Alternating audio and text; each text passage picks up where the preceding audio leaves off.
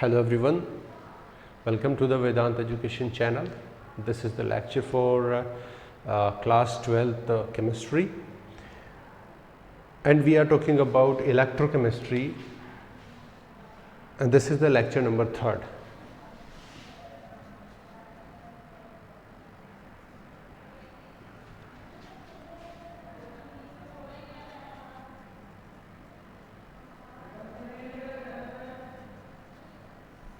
Okay बच्चों, हम आज इलेक्ट्रोकेमिस्ट्री का 3rd लेक्चर अपन ले रहे हैं और इससे पहले अपन 2 लेक्चर कर चुके हैं जिसके अंदर हमने लास्ट तक हमने इलेक्ट्रोलाइटिक सेल और डिफरेंट एग्जांपल लेकर के हमने देखा था कि इलेक्ट्रोलिसिस के क्या प्रोडक्ट बनने वाले हैं। ठीक है, जिसमें NaCl मोल्टन देखा था, NaCl का एक्वस सॉल्यूशन देखा था, HCl देखा था, वहाँ तक हमने इसमें बात की थी। ओके, चलिए अब अपन बात करते हैं कि फेराडेज लॉ ऑफ इलेक्ट्रोलिसिस क्या चीज़ है, कैसे अपन इसको देख रहे हैं, कैसे क्या है।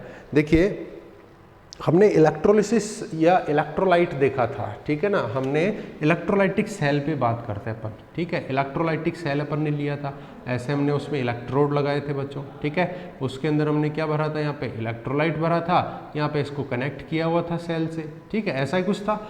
जो जैसे ही इलेक्ट्रिसिटी हमने फ्लो की थी, यहाँ पे जो इलेक्ट्रोलाइट था, if that is HCl then it was ionized to H plus NCl. If it is NaCl then it was ionized to the Na plus NCl minus. Okay, तो ये जो इलेक्ट्रोलाइट है उसका अपने आयंस में ब्रेकडाउन होना ही क्या कहलाता है, इलेक्ट्रोलिसिस कहलाता है। व्हाट इट इज इलेक्ट्रोलिसिस, ठीक है। अब इलेक्ट्रोलिसिस में कई बातें होती हैं, कई फॉर्मेट्स होते हैं, तो उनके लिए हमें कुछ लॉज को पढ़ना होता है, and those all are been given by the Faraday. Faraday laws क्या है? Faraday have prescribed 2 laws for the electrolysis. Electrolysis के लिए उसने 2 लॉ प्रेस्क्राइब किए थे। ओके, चलिए देखो कौन कौन से लॉ थे। I am just writing about it. Faraday explained 2 laws. Okay, अब देखो, इससे पहले अपन एक चीज के बारे में बात करते हैं, ठीक है बच्चों। देखो क्या चीज के बारे में मैं बात कर रहा हूं, आप लोग ध्यान से देखना। मैं ये कहता हूं कि फेराडे 1F, ठीक है, F एक हमारे पास कांस्टेंट आएगा, आगे चल के इसी के अंदर एक कांस्टेंट आएगा F क्या है? एक कांस्टेंट है, इसी को बोलते हैं फेराडे, है ना बच्चों। तो आपको ऐसे बोले भाई फेराडे से क्या मतलब है, what is the value of 1 Faraday and what it means for. तो आप ये ना बोले कि भाई फेराडे तो साइंटिस्ट का नाम है, इसके अलावा हमें कोई मतलब मालूम नहीं है मतलब उसका, है ना। होता है F Faraday, it means it's a constant, और इसकी वैल्यू जो होती है वो कितनी होती है? 96487, which is almost equal to हम इसको राउंड ऑफ कर दें, क्यों बच्चों, कर सकते हैं। इसको देखिए हमने राउंड ऑफ कर दिया, तो इसको हमने कर दिया 96500, एंड दिस इज कूलम्ब, ठीक है। तो 1 फेराडे या फेराडे क्या है? इट्स ए कांस्टेंट, और इसका वैल्यू कितना है? 96487 कूलम्ब, जिसको राउंड ऑफ करके 96500 कर देते हैं।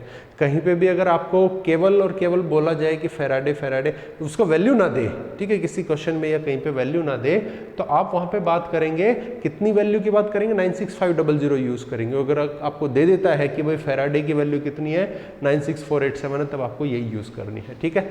अच्छा बच्चों, ये आता कैसे है क्या चीज? देखो मैं यहां लिखता हूं 1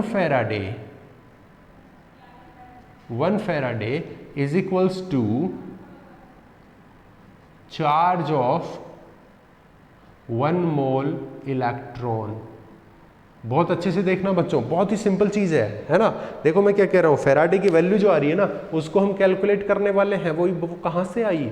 तो आप ये ध्यान दीजिए कि भैया फेराडे इस कांस्टेंट का मतलब क्या है? चार्ज ऑफ 1 मोल इलेक्ट्रॉन की 1 मोल इलेक्ट्रॉन अगर हम लेते हैं तो उसमें कितना टोटल चार्ज आने वाला है, उसी को हम क्या कहते हैं? 1 फेराडे कहते हैं।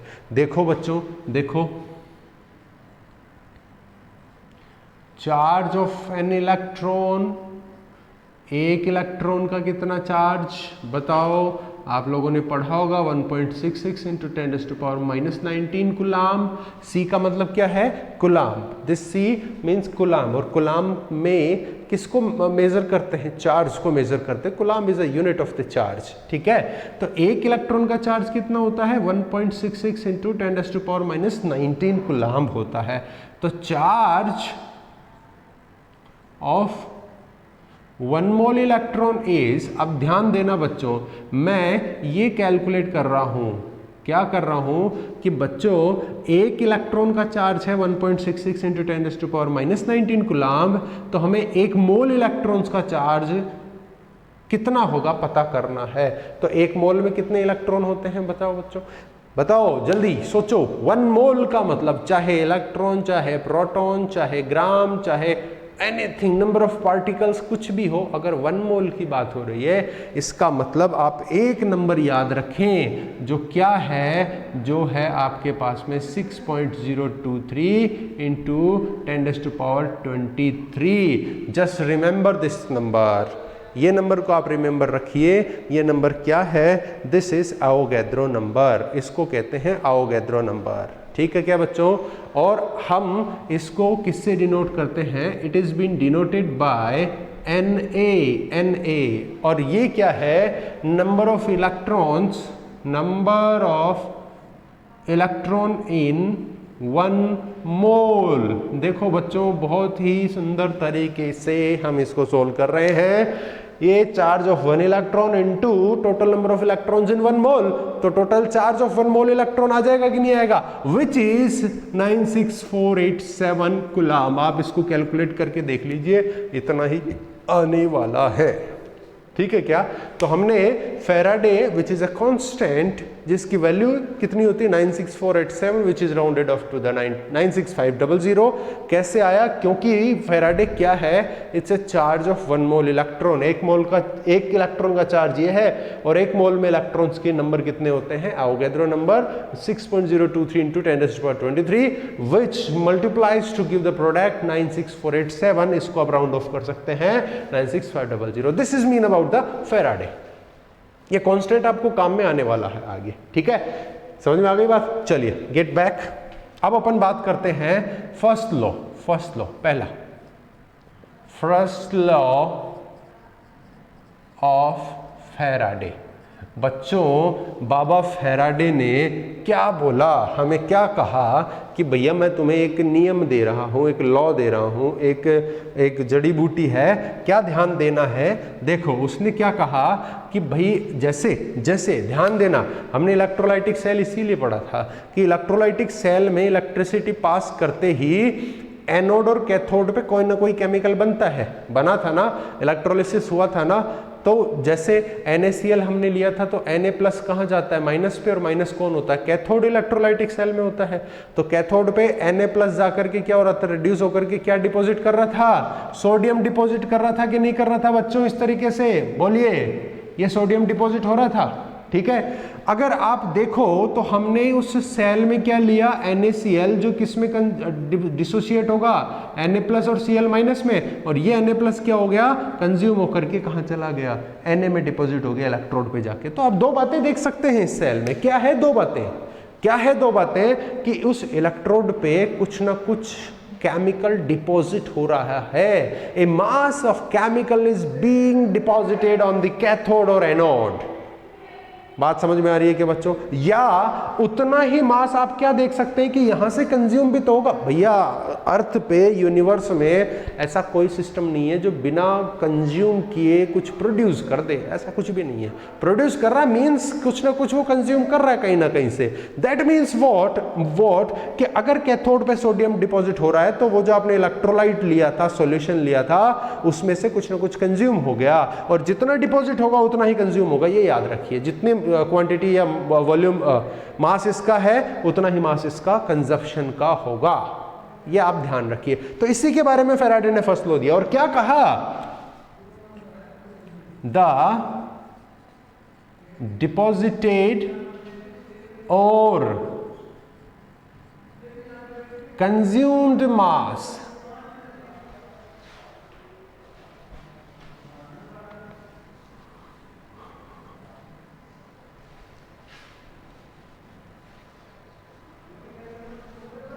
Of substance. केड़ा सब्सटेंस बच्चों, कौन सा सब्सटेंस? जो आपने इलेक्ट्रोलाइट लिया है उसकी बात कर रहा है। कंज्यूम का मतलब जो इलेक्ट्रोलाइट लिया उसके कंज्यूम होने के मास, या फिर डिपॉजिट मतलब उस इलेक्ट्रोलाइट से जो केमिकल बन करके कैथोड पे डिपॉजिट हो गया उसकी बात कर रहे हैं। तो उसका जो मास है, द डिपॉजिटेड और consumed mass of substance will be directly proportional to the charge passed। बोलो बच्चों, ध्यान देना इस बात पे। तो फैराडे बाबा ने क्या कहा कि बच्चों जो आपने सब्सटेंस लिया है इलेक्ट्रोलिसिस में, इलेक्ट्रोलाइटिक सेल में, उसका कंज्यूम्ड मास या फिर उसका deposited mass at the electrode, वो क्या होगा? Directly proportional to the charge passed. आपने जितना चार्ज पास किया है उसके डायरेक्टली प्रोपोर्शनल होगा। Is it clear? देखिए, सपोज कीजिए कि मैंने क्या कहा कि m mass, what we are using m, okay, this is mass is directly proportional to q। अब देखो यहां पे m तो क्या है बच्चों, ये m जो आपने यूज में लिया है ना, ये कौन है? This is the mass. कौन सा? डिपॉजिटेड या फिर कंज्यूम्ड, किसी भी टर्म में आप बात कर सकते हैं क्योंकि ये दोनों सेम होते हैं, ठीक है। अच्छा, Q क्या है यहाँ पे? Q क्या है? It is the charge. Q से हम क्या डिनोट करते हैं? चार्ज डिनोट करते हैं, जिसको मैं ये भी कह सकता हूं कि Q is equals to I into T. कैसे? What it is? This is current. अगर मैं I करंट अगर मैं I करंट पास करता हूं टी टाइम तक, तो कितना चार्ज पास हो जाएगा? Q। अगर आपने कोई करंट पास कर रहे हैं तो उसमें से आप चार्ज कैलकुलेट कर सकते हैं कि कितना एम्पियर करंट आपने कितने टाइम के लिए पास किया। सपोज कीजिए कि आपने 5 एम्पियर करंट आपने पास कर दिया 1 आवर तक, तो कितना चार्ज हो गया? इसको सेकंड्स में लेते हैं बच्चों, तो बताओ कि 60 इज इट ओके? 5 एम्पियर तो ये तो क्या हो गया? I हो गया है, और 1 आवर का 3600 सेकेंड्स हो जाएंगे तो T हो गया। This is all about the charge. अगर आपने 5 एम्पियर करंट को 1 घंटे तक पास किया तो टोटल चार्ज कितना पास हो गया? 5 into 3600 coulomb charge has been passed. So Q is equals to the charge in coulomb.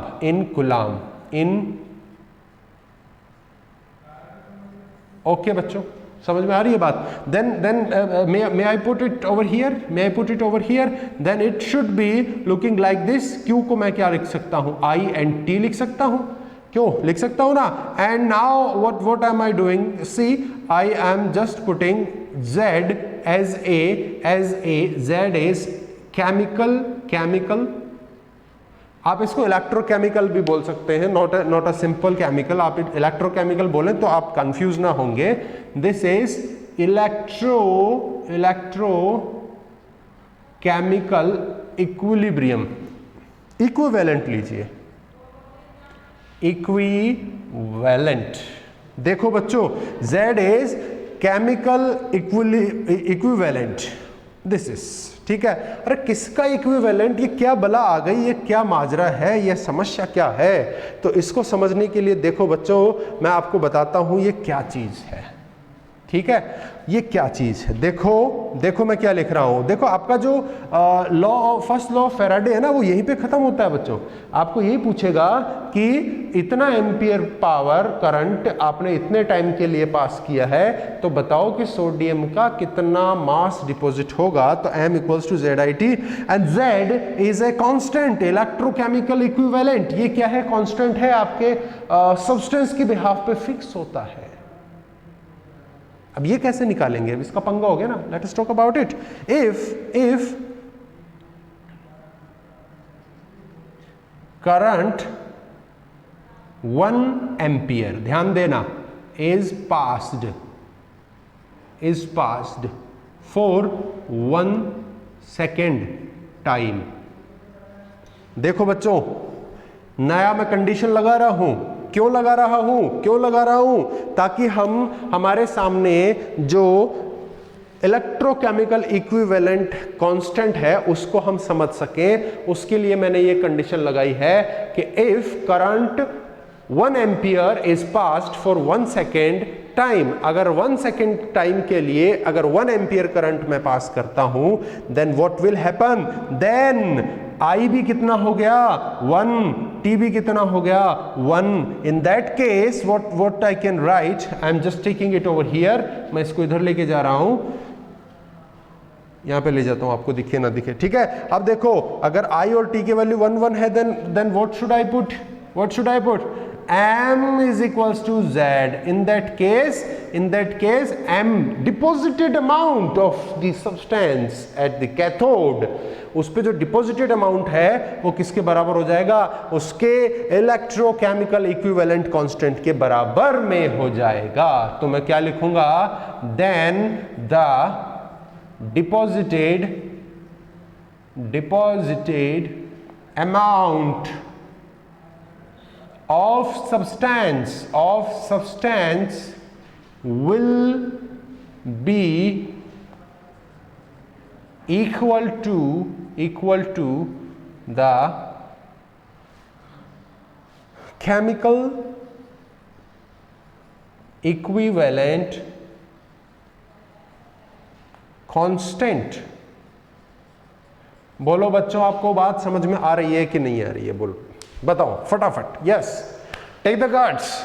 हमने फैराडे की बात की है, F से डिनोट करते हैं, कांस्टेंट है, इसका वैल्यू है 96487, जिसको राउंड ऑफ करते हैं हम 96500 पे। किस पे करते हैं, 96500 पे। अगर क्वेश्चन में आपको डेरिवेशन में अगर इसका वैल्यू गिवन नहीं है, then you can use 96500, otherwise अगर गिवन है तो आपको यही एग्जैक्ट वैल्यू यूज करना होगा। ये कैसे आया, what it is a charge of 1 mole electron. Faraday क्या है, 1 मोल इलेक्ट्रॉन का चार्ज है। 1 इलेक्ट्रॉन का चार्ज ये होता है, और 1 मोल में कितने इलेक्ट्रॉन होते हैं, इतने मल्टीप्लाई किया, टोटल 1 मोल के इलेक्ट्रॉन्स का चार्ज आ गया 96487। Now we are talking about the first law of Faraday. होता क्या है बच्चों कि इलेक्ट्रोलाइसिस जब हम कर रहे हैं तो इलेक्ट्रोड पे डिपॉजिट सब्सटेंस का अमाउंट या कंज्यूम्ड सब्सटेंस का अमाउंट उसमें से पास्ड चार्ज के डायरेक्टली प्रोपोर्शनल होगा। तो ये है पास्ड चार्ज, ये है amount is directly proportional. Q charge जो है उसको मैं किस में लिख सकता हूं, IT लिख सकता हूं, and this is the mass, और ये मैंने लिखा कांस्टेंट, एंड सो।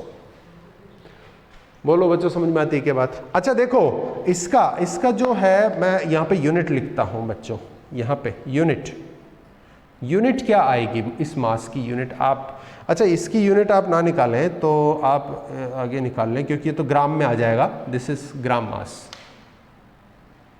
ग्राम, ठीक है। अच्छा, इसकी हम यूनिट निकाल लेते हैं। जो हमारे पास में कांस्टेंट हम लेकर के आए हैं उसकी यूनिट हम निकाल लेते हैं, और इसकी यूनिट निकालने के लिए मैं Z को अलग करता हूं, क्योंकि ये तो हमने 1 वैल्यू रखी है और ये भी 1 वैल्यू लिखी है, तब M = Z आ गया है। लेकिन एग्जैक्टली इनके यूनिट तो आएंगे ही ना, वैल्यू 1 करके I और T को हटा दिया इस फॉर्मूले में से, लेकिन यूनिट तो रहेगा ही ना बच्चों, क्योंकि वो तो मैथमेटिकल वैल्यू 1 आ गई इसलिए हमने हटा दिया था, यूनिट कहीं नहीं जाएगा। इसलिए हम इस फॉर्मूले से इस Z का यूनिट निकालते हैं बच्चों, इस कांस्टेंट का यूनिट निकालते हैं। तो Z क्या हो जाएगा, I और T इधर आ जाएगा, M/IT,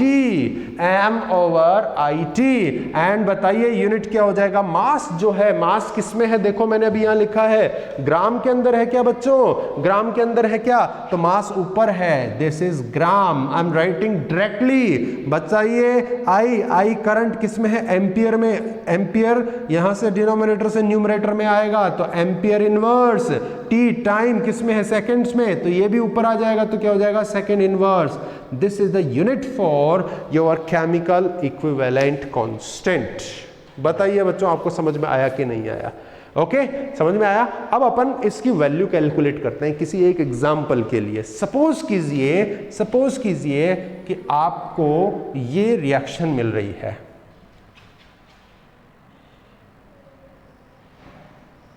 ठीक है, देखो बच्चों आप देखो इसको, मैं एक बार चेक कर लेता हूं कि आपको विजुअल हो रहा है कि नहीं हो रहा है पूरा बोर्ड। आप देखिए, उसको नोट डाउन कीजिए।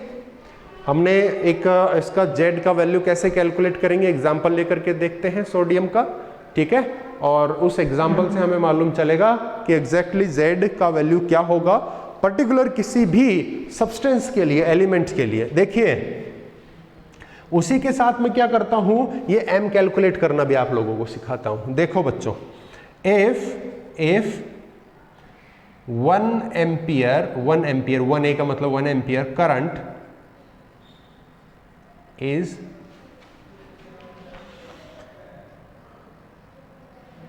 passed for 10 minutes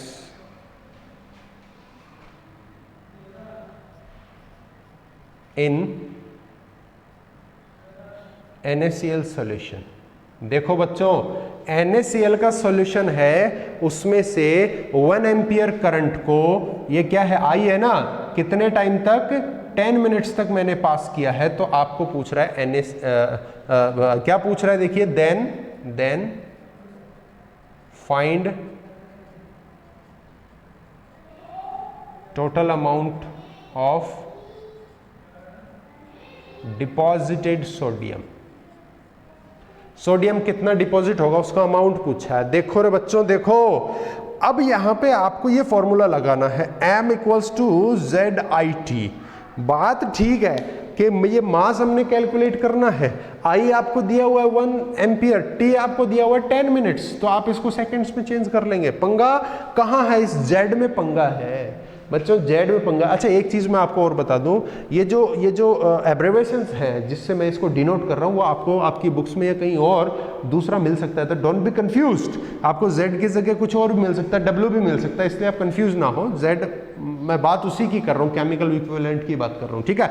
चलो अगर मैं ये फॉर्मूला यहां पे पुट करता हूं तो मेरे पास I और T है, I am having I and T, but what is the Z for this sodium. Sodium के लिए Z क्या है बच्चों, Z क्या है। अच्छा देखो Z एग्जैक्टली होता क्या है, Z होता क्या है कि Z is equals to the M, मतलब डिपॉजिटेड अमाउंट के बराबर ही Z होगा। कब कब कब, देखो when we are passing 1 ampere for 1 second, then M equals to Z। ध्यान से बच्चों कंफ्यूज नहीं होना, इधर से आकर के यहां से शुरू करना है, ठीक है। क्या हमने क्या किया है कि अगर किसी सॉल्यूशन में से 1 एम्पियर करंट को 1 सेकंड के लिए पास कर दें तो जो डिपॉजिट होगा वही उसका Z है, जो डिपॉजिट होगा वही Z है। तो अब अपन कितना डिपॉजिट होगा उसके लिए आपको हमेशा किसी भी सब्सटेंस की आपको बैलेंस्ड इक्वेशन चाहिए होगी बच्चों। क्या चाहिए होगी, बैलेंस्ड इक्वेशन चाहिए होगी। तो देखो अगर हमने NaCl लिया है तो क्या होगा, NaCl अगर लिया है तो उसका डिकम्पोजिशन होगा कि नहीं होगा, Na प्लस और Cl माइनस में होगा कि नहीं होगा। और हमने सिर्फ और सिर्फ किसकी बात करनी है, सोडियम के डिपोजिशन की बात करनी है। बताओ कैथोड पे कैसे डिपॉजिट हुआ था सोडियम, Na प्लस में 1 इलेक्ट्रॉन रिसीव किया था कैथोड से और वहां पे सोडियम डिपॉजिट हो गया था। With the reaction Na plus receives 1 electron to give Na solid. अब ये बैलेंस्ड रिएक्शन है, पर्टिकुलर उसी की जो हमें चाहिए, क्या चाहिए हमें, क्वेश्चन में सोडियम चाहिए। तो हमने सोडियम को देखा कि सोडियम 1 इलेक्ट्रॉन लेकर के सोडियम में डिपॉजिट हो गया। अच्छा बच्चों देखो स्टोइकियोमेट्री आप लोगों ने पढ़ा है सबने, ठीक है। स्टोइकियोमेट्री किसमें, कौन से टर्म्स के अंदर हम डिस्कस करते हैं, उसको डिस्कस करते हैं नंबर ऑफ पार्टिकल्स में डिस्कस कर सकते हैं, नंबर ऑफ मोल्स में डिस्कस कर सकते हैं, मॉलिक्यूल्स में डिस्कस कर सकते हैं, बट आप उसको नंबर ऑफ मोल्स में डिस्कस करें, that is very very finest ever format, ठीक है। तो देखो इसका मतलब क्या हुआ, देखो इसके आगे कुछ भी नहीं लगा है ना, इसके आगे कुछ भी नहीं लगा है, तो मैं क्या कह सकता हूं कि Na प्लस का 1 मोल, ध्यान देना बच्चों, Na प्लस के 1 मोल ने क्या किया, 1 मोल इलेक्ट्रॉन्स को एक्सेप्ट किया, क्या किया, 1 मोल इलेक्ट्रॉन्स को लिया और क्या कर रहा है, 1 मोल सोडियम डिपॉजिट कर रहा है। और 1 मोल सोडियम का मतलब क्या, 23 ग्राम होता है क्या बच्चों, मोलर मास। अरे बच्चों सोडियम का मोलर मास कहां खो रहे हो, ध्यान दो ध्यान दो। 1 मोल सोडियम का मोलर मास कितना होता है, अरे बताओ, नहीं पता, अभी मैंने बोला 23। आपको मेरे ख्याल से ये दिख नहीं रहा है क्योंकि मैं देख के आया हूं उधर से, आपको ये दिख नहीं रहा है बच्चों। ये इसको आप पहले नोट कर लेना, पॉज करके यहीं पे आप इसको नोट कर लेना, क्योंकि मैं इस चीज को यहां लेकर के जा रहा हूं, ठीक है, because I am not having space on the board. चलो जी देखो बच्चों, ये वाली चीज कहां लेके जा रहा हूं मैं, ये वाली चीज लेकर के गया यहां पे, ठीक है। देखो Na+ 1 इलेक्ट्रॉन एक्सेप्ट और क्या बना रहा है, sodium solid. 1 mole of Na+ ion accepts 1 mole of electron to give 1 mole of sodium metal. 1 mole sodium metal deposit कर रहा है, जिसका मतलब क्या होता है, 23 ग्राम्स। अरे बच्चों समझ में आया क्या, मतलब 1 मोल इलेक्ट्रॉन से सोडियम का कितना ग्राम डिपॉजिट होता है, 23 ग्राम। कितना ग्राम डिपॉजिट होता है, 23 ग्राम। और 1 मोल इलेक्ट्रॉन का चार्ज कितना है, खो गए सो गए, खो गए सो गए। अभी मैंने यहां पे जो मिटाया है वो क्या था, 1 मोल इलेक्ट्रॉन का चार्ज मतलब क्या, फैराडे। 1F की वैल्यू 96500। अरे भूल गए क्या, तो मैं देखो यह लिख रहा हूं, if 1 mole electron charge equals to 96500 coulomb is passed then 23 gram of Na deposited। बोलो बच्चों समझ में आई क्या कहानी। तो हमने ये 23 ग्राम कब डिपॉजिट हुआ, जब 1 मोल इलेक्ट्रॉन पास किया। 1 मोल इलेक्ट्रॉन मतलब इतना चार्ज, ठीक है क्या बच्चों। अरे बच्चों हमें Z निकालना है, कहां खो गए, हमें Z निकालना है। और Z कैसे आता है, Z आता है कि जब आपने 1 एम्पियर 1 सेकेंड के लिए पास किया तो जितना डिपॉजिट है उतना ही उसका Z है। हम यहाँ पे चार्ज की फॉर्म में बात कर रहे हैं, और चार्ज क्या है, ampere into T, ampere into T. तो 1 एम्पियर इंटू 1 सेकेंड मल्टीप्लाई करोगे तो कितना आएगा, 1 ही तो आएगा। तो अगर मैं 1 एम्पियर करंट को 1 सेकेंड के लिए पास करता हूं तो चार्ज कितना होगा, बताओ कितना, 1 कूलम ना। I भी 1 है, T भी 1 है, तो Q कितना आ जाएगा, 1 कूलम। क्या, 1 कूलम। और कंडीशन क्या थी, 1 एम्पियर को 1 सेकंड के लिए पास करेंगे तो जितना डिपॉजिट हो रहा है वही Z है, Z ही निकालना है हमें, ये रिलेशन फिट करना है। तो हमने बच्चों क्या किया, यहां पे क्या किया, इतना चार्ज पास किया, इतना डिपॉजिट हुआ है। हमें चेक करना है 1 कूलम पे, हमें चेक करना है। देखो बच्चों 1 एम्पियर 1 सेकंड के लिए पास करेंगे तो Q कितना हो जाएगा, 1 इंटू 1 कूलम। तो हमें 1 कूलम पे करना है कि बच्चों का 96500 कूलम पास करने से 23 ग्राम सोडियम डिपॉजिट होता है। Then on 1 coulomb charge equals to कितना हो जाएगा, अरे बांगड़ू बच्चों कितना हो जाएगा, 23 डिवाइडेड बाय 96500 कितना डिपॉजिट हो गया, इतना ग्राम डिपॉजिटेड। अरे यही तो क्या हो गया, यही तो क्या हो गया Z, यही तो क्या हो गया Z।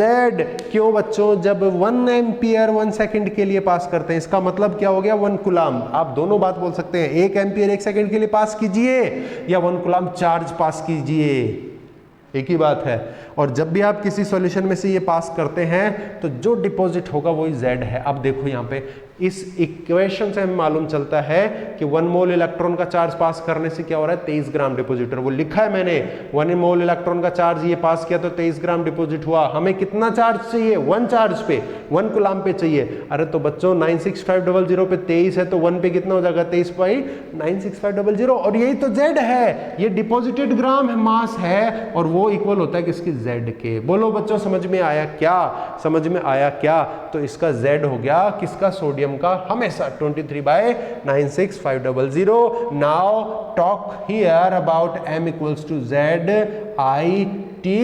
Z कितना हो गया, 23/96500, ये Z हो गया सोडियम के लिए, इनटू I, एम्पियर करंट कितना है 1, इनटू 10 मिनट्स के लिए किया है तो 10 मिनट्स को सेकंड में कन्वर्ट करो, 1 मिनट में 60 होती हैं तो 10 मिनट में कितनी हो गई, 600 हो गई क्या, इक्वल्स टू कितना, अरे कितना, 18 दूनी 12, 128,965 ग्राम। ये लो जी बच्चों जी, क्या किया हमने कि भाई अगर आप 1 एम्पियर करंट को 10 मिनट के लिए पास करोगे NaCl में से तो सोडियम कितना डिपॉजिट हो जाएगा, 128/965 ग्राम। उसके लिए हमें Z की आवश्यकता पड़ी। आप किसी के लिए भी निकाल सकते हो, आप किसी के लिए भी निकाल सकते हो। देखो अगर आप यही चीज Ag के लिए करोगे, अगर सिल्वर के लिए करते हो, सिल्वर के लिए करते हो तो देखो बच्चों बोर्ड से कंफ्यूज मत होना, रिवर्ट करके देखना। Ag भी क्या होता है, 1 मोल इलेक्ट्रॉन ही तो एक्सेप्ट करता है ना, और ये भी 1 मोल बना, इसका मोलर मास कितना होता है, 108, 107.88 होता है, 108 मैंने ले लिया है, ठीक है। तो देखो 96500, ये 1 मोल इलेक्ट्रॉन है तो 1 मोल इलेक्ट्रॉन का चार्ज कितना है, इतना, कितना डिपॉजिट कर रहा है 108, हमें कितने में चाहिए, 1 कूलाम में चाहिए, क्योंकि 1 एम्पियर को 1 सेकंड के लिए पास करोगे तो 1 कूलाम होता है, तो 1 कूलाम में कितना हो जाएगा, 108/96500। This is what, this is Z for what, for silver. बच्चों होपफुली आपको समझ में आ गया होगा, ये है आपका फर्स्ट लॉ, उससे रिलेटेड बातें हैं, इसका आप Z का यूनिट निकाल सकते हैं। अगर ये कंडीशन आप लगाते हो तो ये हो जाएगा Z will be equals to M, और ये मैंने क्वेश्चन दिया, क्वेश्चन को यहाँ से यहाँ तक कंप्लीट करें, और ये मैंने आंसर लिया इस Z को यहाँ रख करके, और एक एग्जाम्पल आपको सिल्वर का भी दे दिया है। बच्चों नोट डाउन करो, फटाफट से नोट डाउन करो। अगर आपको कहीं दिक्कत आ रही है देन आप रिवाइंड करें, जो बातें मैंने कही है उनको रिवाइंड करें, और जल्दी से जल्दी आप इसको नोट डाउन करें ताकि हम इसका सेकंड लॉ स्टार्ट कर सकें। जल्दी नोट डाउन कीजिए।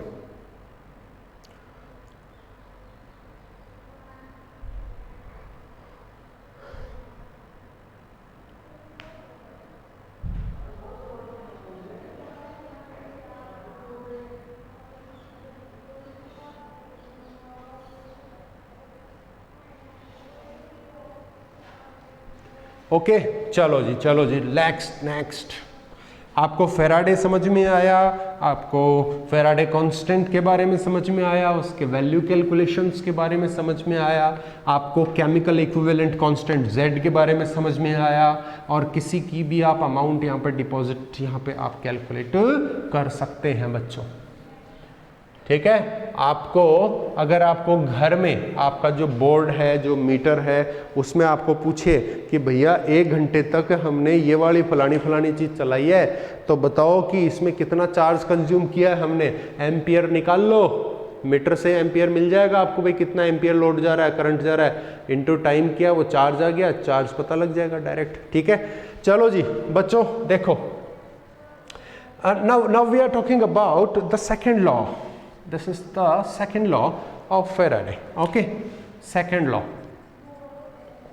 Yes, what it states, देखिए सेकेंड लॉ किसके बारे में है, ये कोई भी एक से ज्यादा सब्सटेंसेस का इलेक्ट्रोलिसिस एक साथ करते हैं तो उसको कोरिलेट करता है, ठीक है। एक से ज्यादा सब्सटेंसेस, फर्स्ट लॉ में हमने 1 सब्सटेंस की बात की थी, एक इलेक्ट्रोलाइट की बात की थी, ठीक है। देखिए what it says, if same charge for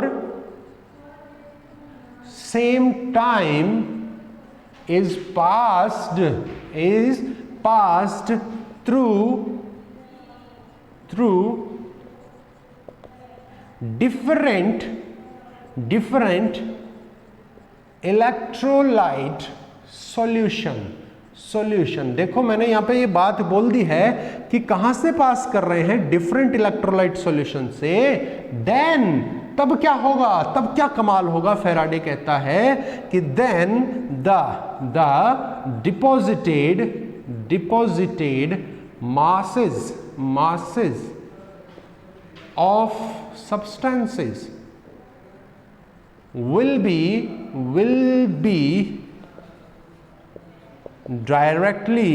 directly proportional to their equivalent weight या इक्विवेलेंट मास, कुछ भी बोलें बच्चों, ध्यान देना, बहुत बड़ी बात नहीं है, बहुत बड़ी बात नहीं है। एक पहले लाइन में तो क्या है, इसकी कंडीशन है, दो कंडीशन है। क्या कंडीशन है कि आपको चार्ज बराबर पास करना है दोनों में से। देखो जरा कैसी कहानी नजर आ रही है। मान लीजिए एक चैम्बर हमने ये लगा दिया, एक चैम्बर हमने ये लगा दिया। टेक इट, कॉपर सल्फेट ले लिया है मैंने इसके अंदर, और इसमें ले लिया है मैंने AgNO3। ये दोनों क्या ले लिया मैंने, इलेक्ट्रोलाइट। इसमें भी इलेक्ट्रोड लगे पड़े हैं दोनों, इसमें भी दोनों इलेक्ट्रोड लगे पड़े हैं। बच्चों बताओ लेफ्ट साइड में मैंने कौन सा यूज करने के लिए आपको बोला था? मैंने बोला था कि एनोड यूज कीजिए। ये क्या हो जाएगा, कैथोड हो जाएगा। ये इसका कैथोड है, ठीक है क्या, ये इसका एनोड है। अरे बच्चों बात समझ में आ रही है कि नहीं आ रही है? ये यूं ही सो गए, हवा हवाई हो गए, सो गए और हवा हवाई हो गए। समझ में आया क्या? ये देखो क्या भर दिया मैंने यहाँ पे, कॉपर सल्फेट। आप सो रहे थे और मैं कॉपर सल्फेट और ये चांदी ले आया, AgNO3 सिल्वर नाइट्रेट ले आया। कहाँ से लाया, ढूंढो जरा। और देखो मैंने इसको क्या कर दिया है, बैटरी से कनेक्ट कर दिया। अरे बच्चों देखो, बालक और बालिकाओं देखो, अब आप जरा नज़र करो कि मैंने ये असेंबली में क्या बना दिया है। आप नज़र डालो कि मैंने लेफ्ट हैंड साइड में जो चैम्बर बनाया है उसमें कॉपर सल्फेट लिया है और राइट हैंड साइड में मैंने AgNO3 लिया है। क्यों लिया है? क्योंकि हमारा सेकंड लॉ क्या कहता है कि एक से ज़्यादा इलेक्ट्रोलाइटिक सॉल्यूशन में आप क्या करें, सेम चार्ज को सेम टाइम के लिए पास करें, सेम चार्ज को सेम टाइम के लिए पास करें। तो दो हमने इलेक्ट्रोलाइट ले लिए हैं, ठीक है। अगर आप चार्ज पास करोगे, ये देखो बैटरी लगा रखी है, बाहर से करंट पास करेंगे तो केमिकल बनने वाले हैं। यहाँ से Cu2+ कॉपर प्लस आयन कहाँ जाएगा, कैथोड पे, ये Ag+ जाएगा एनोड, इसके कैथोड पे। दोनों चैम्बर्स में अलग अलग रिएक्शन होगी। और क्या रिएक्शन होगी, और क्या रिएक्शन होगी, Cu2+ क्या करेगा, 2 इलेक्ट्रॉन ले लेगा और किस में डिपॉजिट हो जाएगा, कॉपर में सॉलिड। और Ag के साथ क्या हो जाएगा, Ag के साथ क्या हो जाएगा, 1 इलेक्ट्रॉन एक्सेप्ट करेगा और Ag चांदी ही चांदी, चांदी ही चांदी, इलेक्ट्रोड पे क्या, चांदी ही चांदी जमा हो जाएगी, डिपॉजिट हो जाएगी। Are you visualising the thing, what am I writing in the bottom of the board, this thing, okay.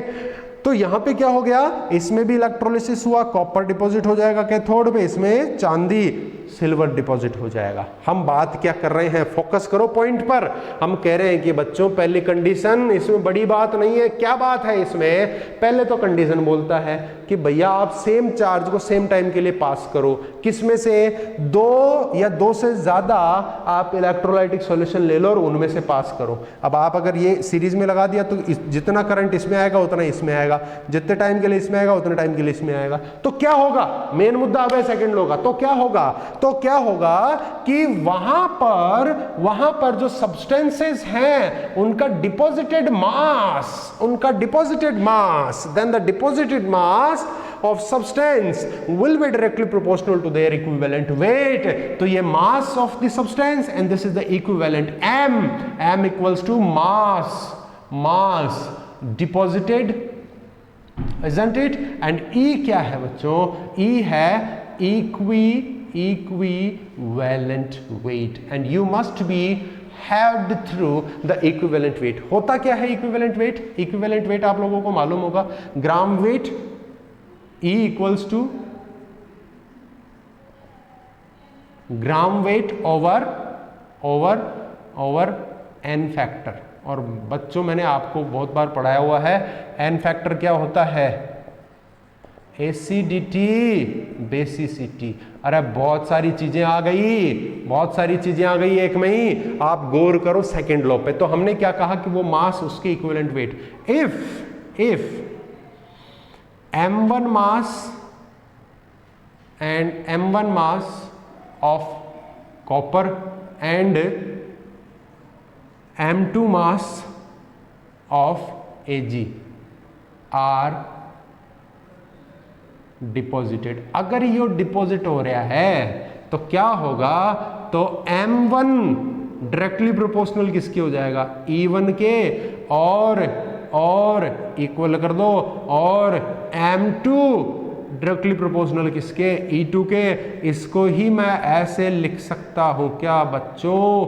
अरे मेरे बच्चों देखो, अरे प्यारे बालक बालिकाओं देखो, और इसको मैं E को इधर ले जाऊं और M को इधर ले जाऊं तो M1 over M2, M1 over M2 equals to E1 over E2। अरे तो बच्चों आपको यही क्वेश्चन है, आपको यही पूछेगा कि बताओ कि 1 एम्पियर चार्ज 10 मिनट के लिए आपने पास किया है, इसमें से जहां कॉपर कितना जमा हो गया? 5 ग्राम। तो Ag कितना जमा हो जाएगा रे बच्चों? तो आप ये लगा दो, ये कॉपर का मास, ये Ag का मास हमें निकालना है। E कॉपर का कितना होगा इक्विवेलेंट वेट? देखो जरा, झांको इधर, इस झरोके से झांको। Gram weight divided by n factor, इससे आप E निकाल सकते हैं, है ना? इक्विवेलेंट वेट निकाल सकते हैं, ठीक है क्या? अरे बच्चों, अरे बड़ा झोल हो गया, गलती हो गई मुझसे, मुझे माफ करना। अरे ये gram weight by n factor ना होता है, ये होता है मोलर मास। गलती पकड़ में आ गई थी, जैसे मैंने बोला कि ग्राम वेट रख करके E निकाल लो, वहीं पकड़ में आ गया। ये होता है molar mass by n factor होता है रे बच्चों। तो मोलर मास कितना होता है सिल्वर का? कितना होता है? 108। n फैक्टर कितना होता है? एक इलेक्ट्रॉन एक्सेप्ट करता है, तो E कितना हो गया? 108 हो गया।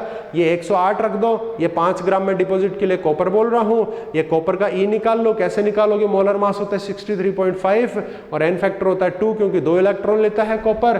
तो E कितना हो गया? 63.5। E1 कॉपर का हो गया, ये गिवन है, ये कैलकुलेट करना है, ये आपने निकाल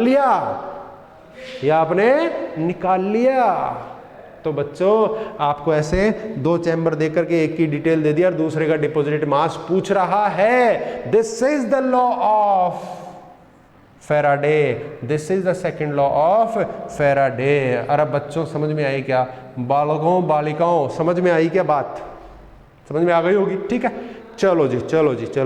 अब देखो, इसमें से थोड़ा सा हम ट्विस्ट करते हैं, कुछ बातों को घुमाते हैं। क्या घुमाएं कि अगर आपने फर्स्ट लॉ देखा था, मैं थोड़ी देर के लिए यहां पे लिखता हूं, फिर मिटान दूंगा।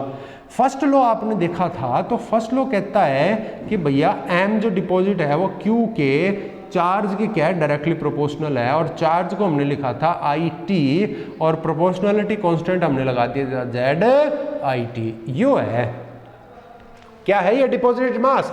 तो मैं क्या इस m की वैल्यू यहां पे लिख सकता हूं? ये भी तो डिपॉजिटेड मास है उसी इलेक्ट्रोलिसिस का। तो देखो, as per first law m is equals to ZIRT। इसमें रख दो इन इक्वेशन 1। ये m मैंने सादा लिखा है, यहाँ m1 है तो बच्चों Z1 कर दो। Z1 ZIT इसकी जगह, ZIT इसकी जगह, तो Z1IT ऊपर वाला और Z2IT नीचे वाला इक्वल्स टू क्या है? E1 over E2।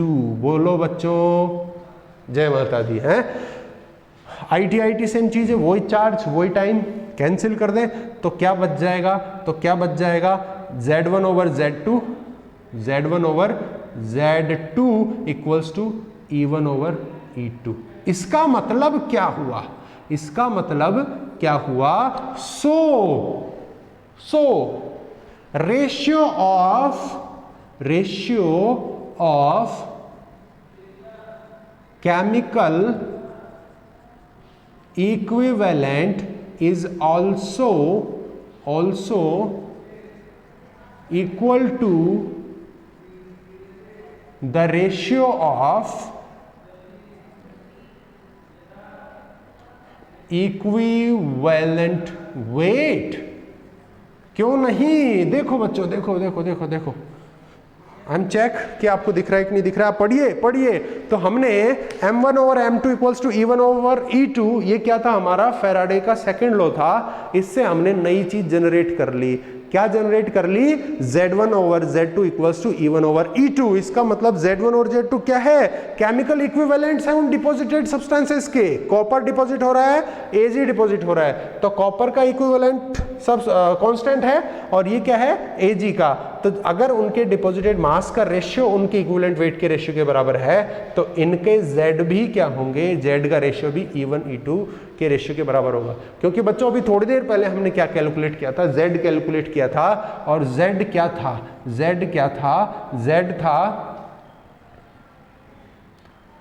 Molar mass divided by, अरे यही आया था क्या? यही आया था क्या? उसमें क्या किया था हमने? सोडियम में 23/96500 को Z बोला था ना। अरे Z बोला था ना, इसको याद करो। वो दिन नहीं, वो टाइम, वो 10-1 मिनट पुरानी बात। तो 23 क्या है? उसका मोलर मास डिवाइडेड बाय 96500। तो Z की वैल्यू तो यही है ना, Z का फॉर्मूला। तो Z और जो रिलेशन M का किसी के साथ आएगा वो रिलेशन उसके Z का भी आने वाला है। गांठ बांध लो, ये बात दिमाग में फिट कर लो। चलो जी, ये हुआ हमारा सेकंड लॉ। आपको बड़े अच्छे से, बड़े प्यार से समझ में आ गया होगा कि बच्चों क्या करें क्या ना करें, कैसी मुश्किल है। ऐसी मुश्किल थी, उसका सॉल्यूशन डाल दिया है। अब आप उसको देख लें, पढ़ लें, उतार लें, नहीं तो मैं मिटा दूंगा। ठीक है, चलो नोट डाउन करो, समझो।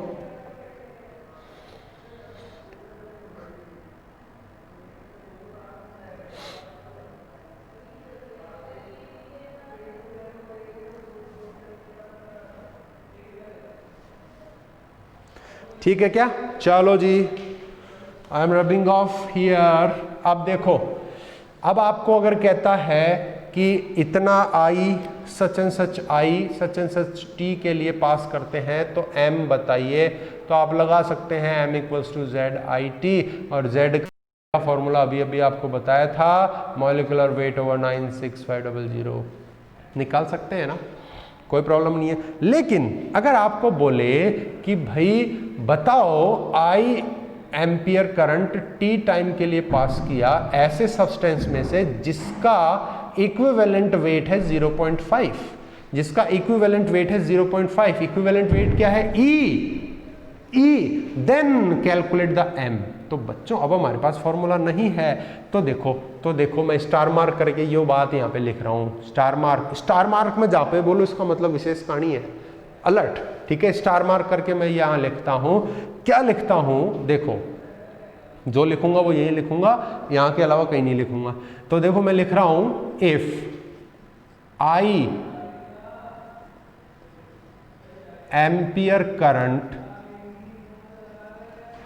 is passed for t second time through substance of E equivalent weight, then find deposited mass. ठीक है, तो देखो क्या होगा, m will be equals to I T E over F. ठीक है, समझ में आ गया क्या बच्चों? ठीक है ना। So this is the formula, I ampere T time और E equivalent weight over F Faraday. इसका वैल्यू कितना है रे? अरे कितना? 96500 कूलम। अगर क्वेश्चन में नहीं दिया है तो, और दे दे तो वही रखना जो दे रहा है, क्योंकि एग्जामिनर इज ऑलवेज राइट। ठीक है, एग्जामिनर हमेशा सही है, उसको गलत निकालने की कोशिश मत करना, नहीं तो ले बैठेगा, है ना। एग्जामिनर गलत होता नहीं है वैसे, ठीक है, बॉस इज ऑलवेज राइट, ठीक है। So this was the Faraday's first and second law of the electrolysis. We will meet again back in the lecture number 4. This is lecture number 3. Lecture 1, 2, 3 we had already through the 3 lectures. Fourth lecture का wait कीजिए, next schedule पे आपको fourth lecture मिलेगा. पढ़िए, notes बनाइए. Problem होगी Sunday को हम इसकी लाइव सेशन रखेंगे, problematics. Okay, thank you very much.